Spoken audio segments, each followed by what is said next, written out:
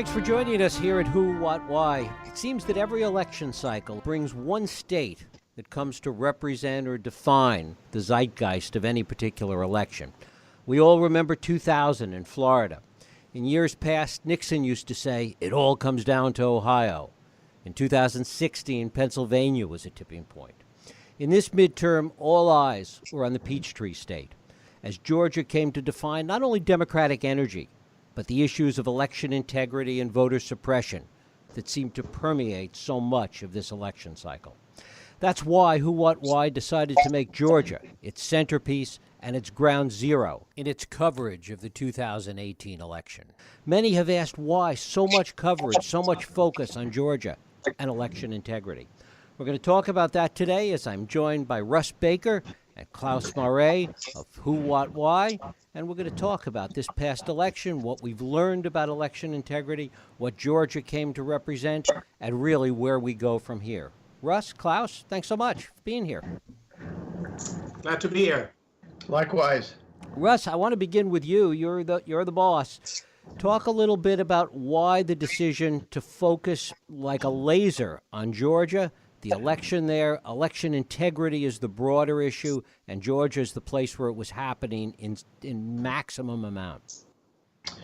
I'm going to let Klaus answer that, as I think he gets credit for making that call. But I will just say generally that at Who, What, Why, for a number of years now, we've been very, very concerned about the whole election integrity issue, about whether elections function properly. We focused initially for a long time on the electronic voting and the lack of any kind of a paper trail or transparency on how that works, how the machines work, whether votes are actually being recorded and counted fairly.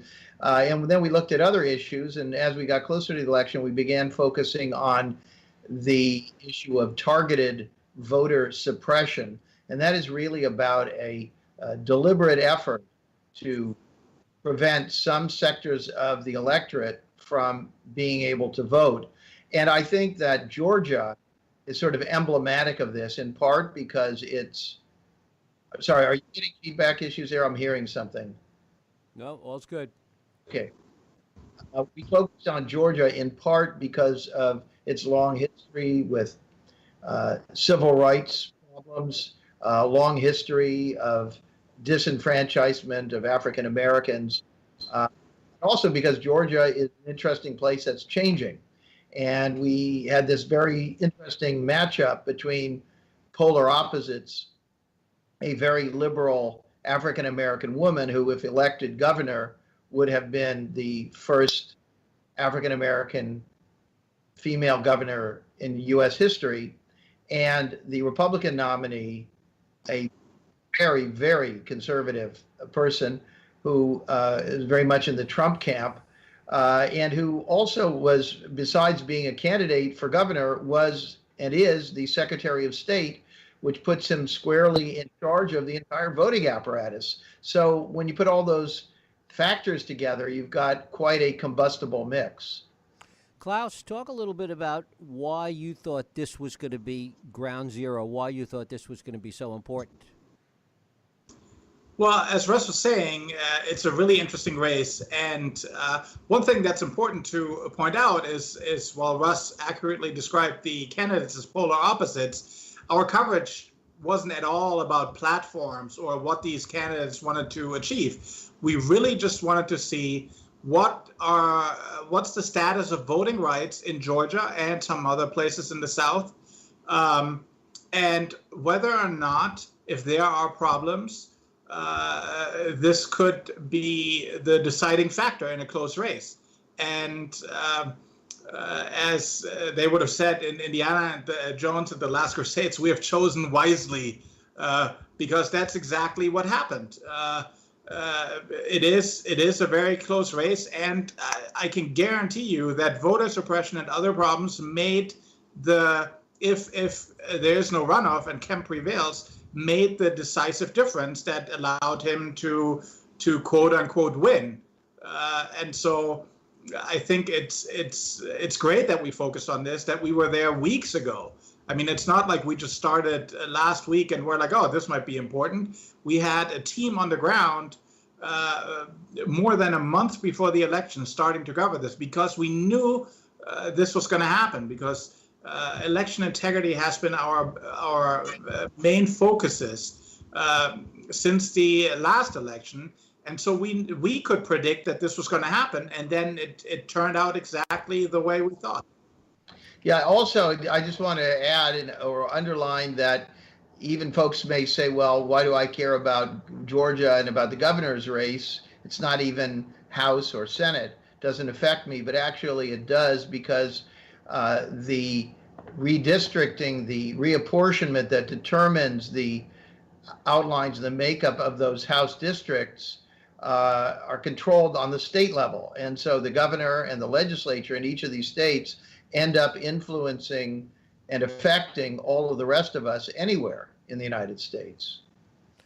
You also made a decision, Russ, that this was worth a great deal of resources being put into Georgia by WhoWhatWhy in order to make sure this was really covered.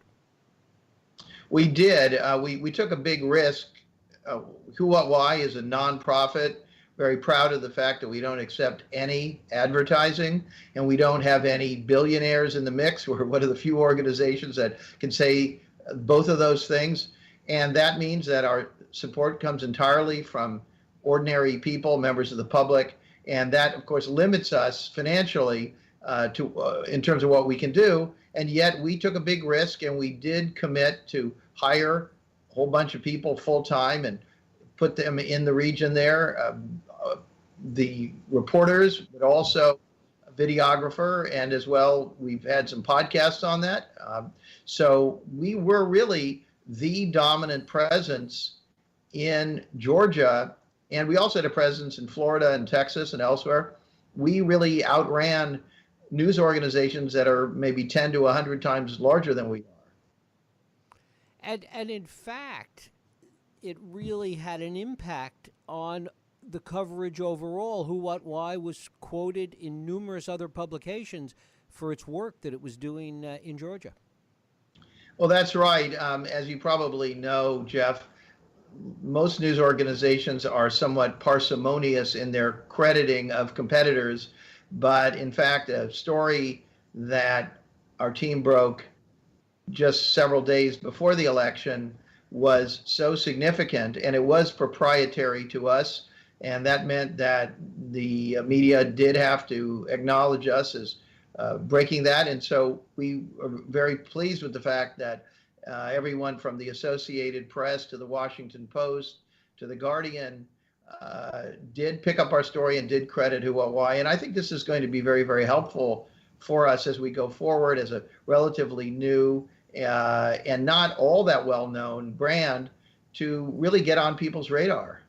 And we're going to put some resources towards getting Klaus dressed up for the next podcast we do. Well, sadly, I don't have a dress shirt anymore, so this is the best I can do. That's okay. Klaus, you had a lot of ideas about this going in, as you've talked about.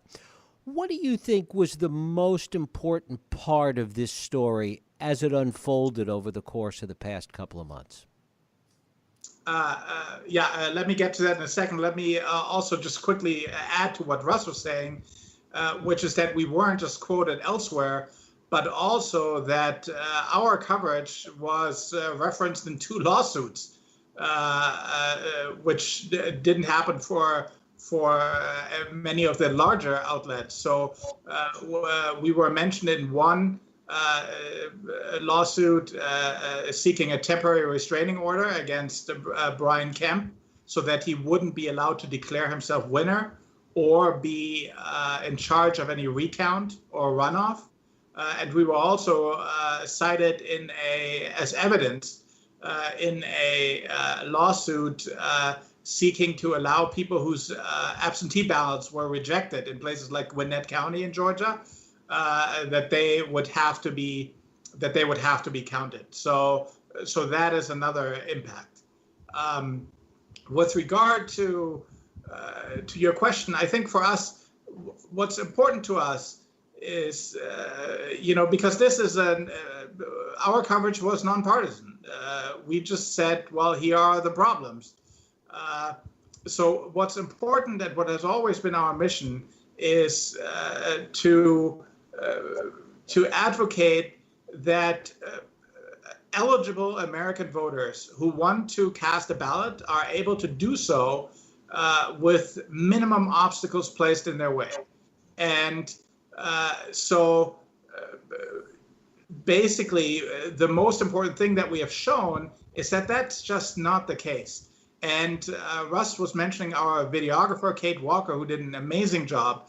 So one of the things that we wanted to do with our coverage is to put a human face on these problems, because it's not always easy for people to understand who don't encounter these barriers what it's like. If you hear, well, I mean, of course I have a driver's license, so what's the big deal about showing my driver's license to vote? I need a driver's license to fly. I have a birth certificate. What's the problem? But that actually is a problem for millions of Americans, and people who are better off don't have these problems, but they exist and they're very real. So it was important that we also showed the personal stories of people who couldn't get ID for whatever reasons. One gentleman had been told that he was born in Louisiana when he was actually born in Tennessee. So it took him years to find a birth certificate. He just voted for the first time. He's 54 years old. One woman we profiled was a victim of sex trafficking. So she didn't have a birth certificate. And then also individual disenfranchisement on a local level in Randolph County in Georgia. And I really encourage people to watch these videos and see the stories, because we often don't understand what these problems are that we're describing. If you, for example, if you are somebody who votes in your 95% white county in Nebraska, and you're voting at the high school you go to, and the precinct captain is a guy who went to school with you. So even if you forget your idea, you're just Earl from the farm, and it's no big deal. And you're in and out in like 5 seconds because you know everybody, it's no big whoop. But in Georgia, you have people standing in line for 4 hours for no good reasons, in the rain and everything. So people just don't understand what these problems are, and that's why it was so important to have a team on the ground and show that it's at every level. It starts with people who were registered and were then kicked off the rolls through the exact match program, which we wrote about. Other people were purged. Then the people who did send in an absentee ballot had their ballots not counted. And then you have all these problems on election day itself. So every level, some people will face obstacles, and that's just not how it should be. And it's important that somebody points that out, because nobody seems to care. Russ, talk about what you hope comes from this commitment of resources and this coverage that WhoWhatWhy did. What do you hope people take away from this? Well, I think a big part of why we exist, WhoWhatWhy, is to try to solve problems on behalf of the public. And that means that it's not enough to just cover things when there's inherent drama, conflict, the kinds of things that tend to drive much of the news business. We look to address long-term systemic issues. Some of them are not that glamorous. They can be a little bit technical. And we hope that our coverage of Georgia, of Florida, of Texas, and of these kinds of problems raise awareness and foster some sort of desire and energy toward actually remedying these things. I want to emphasize that typically the media gets interested in these sorts of things right when the problem is most apparent, which is right when people are voting, which is when it's too late to fix it. And they immediately lose interest after that, which is exactly the moment right after the election when we as a society can begin studying these problems and taking the measures to correct them so that the next time around, everyone's vote does count. Which really raises the question then, what's next for WhoWhatWhy? Where do you want to take this coverage from here? I think what we want to do is continue to cover voter suppression, dig in a more leisurely way to all the aspects of it, and also link this up to other related issues, reapportionment, gerrymandering, the creation of districts where large numbers of people are packed into certain districts and others spread out over more to create a fundamental inequity, create a Congress that doesn't actually represent the American people. These are important issues too. And of course, other problems, whether, the issues like winner take all versus ranked choice, or rather, where you have the nominee of either party is the final choice of ranked choice voting, whereas we saw recently in California, where it's mostly a Democratic situation, you ended up with two Democrats running against each other for the U.S. Senate, because that's what people wanted, and that gave them that kind of opportunity. So there are many, many different facets. We're just beginning to think about where we want this to go. We'd love to hear from anyone who has ideas on what are the issues, what are the hot spots, where the problems are, and where are the solutions. That's very, very important. We try to trumpet solutions and to give a platform to those who are working to fix these things and who have some pretty interesting ideas. And Klaus, what are the stories that you still want to see covered as part of the ongoing sort of post-election coverage of this in Georgia? Well, certainly in Georgia, I mean, like we need to make an effort to quantify like all these different problems and what they would have meant. I was talking about earlier about these long lines, and some people have the luxury of being in line or coming back later. Other people, they show up and they talk to the last person in line and say like, well, I've been here for an hour and this line hasn't moved. And then the person says, okay, well, I have to go to my second job, or well, I could only afford a sitter for 1 hour. So that person is a voter who is eligible and who wanted to vote and didn't get to. What I was saying earlier, all this, you add all of it up, people who never got to vote, whose absentee ballot wasn't counted, who were purged, who were turned away. That's another thing. One of our videos has two students from Spelman College who were voting for the first time, and we interviewed them before they went to the polls, and they were so excited. And then they came back out and we interviewed them again. And they were like, oh yeah, they told us we weren't allowed to vote because we had out-of-state ID. But they then read the rules, and the ID, your out-of-state ID, is not to it's just to establish identification and not residence. So it doesn't really matter if it's an out-of-state ID. So they went back and said, oh, we're actually allowed to vote. And then they got to vote.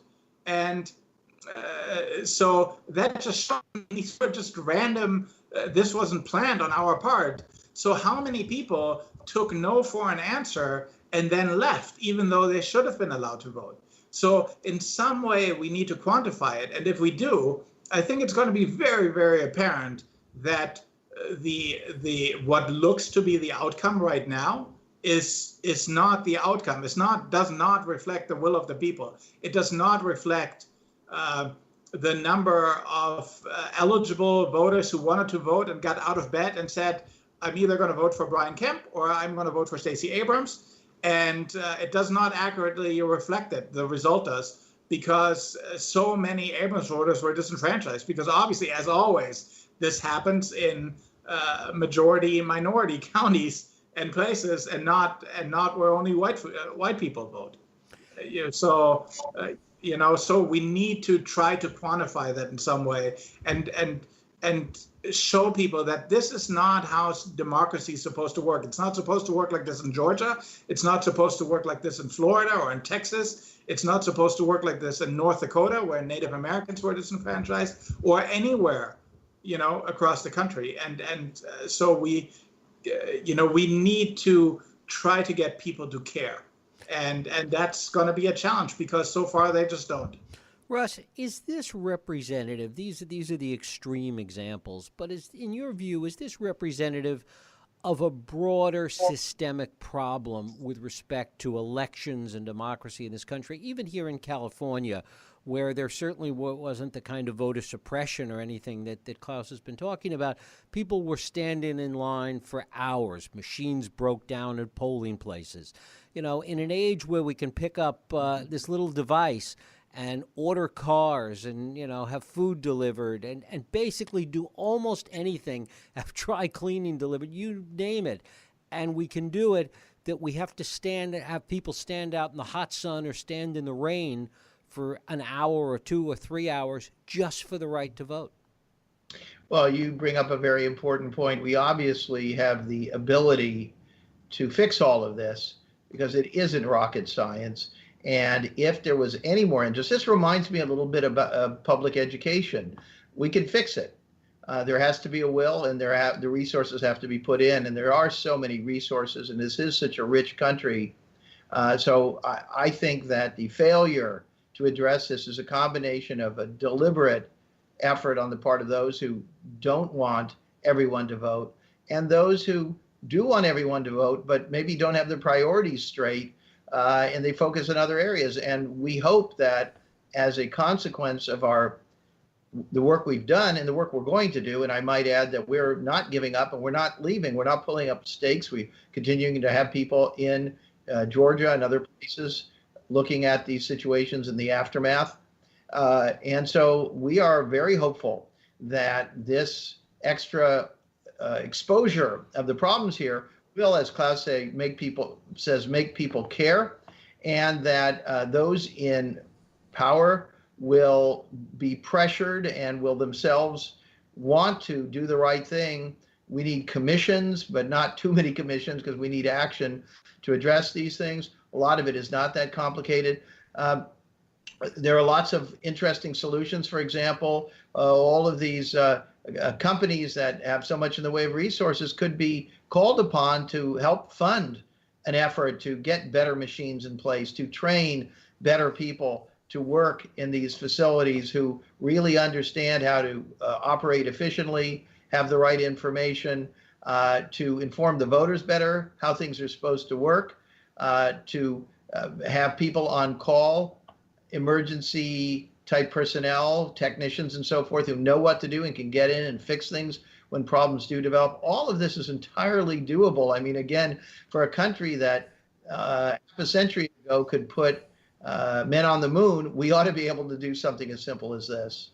And finally, Russ, talk about all the other subjects that Who, What, Why has been covering before this election came about. Russia, so many other things that Who, What, Why was doing cutting-edge stories on. And when, and I know a lot of people have been asking that, when will you be getting back to that, and will we start to see some of those subjects reemerging every day on Who, What, Why?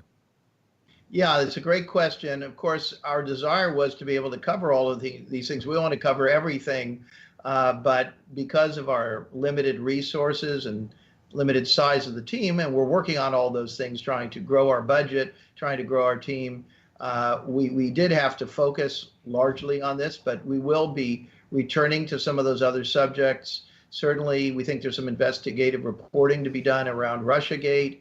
We're obviously very concerned about climate change. We're looking for new ways to cover that. We're looking at gun violence, just the report now of the 12 people dead in Thousand Oaks, California. This is another crisis, another epidemic that this country faces. So we're looking at ongoing systemic crises. And there are more of them, of course. How we communicate in this country, the level of disinformation that's out there. All of these things are fodder for Who, What, Why. And I think that in the days, weeks, and months to come, you'll see a lot of expansion into these areas. As always, we love to hear from the public. We love to hear your ideas, love to hear your tips, your thoughts, because we don't claim to be experts. We are diggers, and we're storytellers, and we're contextualizers and informers, but what we do, we can only do as a collaborative effort between Who, What, Why, and everybody else. Russ Baker, Klaus Marre, thank you so much for participating in this conversation. Thanks, Jeff. Thank you. And thank you for listening and for joining us here on Radio Who, What, Why. I hope you join us next week for another Radio Who, What, Why podcast. I'm Jeff Schechtman. If you like this podcast, please feel free to share and help others find it by rating and reviewing it on iTunes. You can also support this podcast and all the work we do by going to whowhatwhy.org/donate.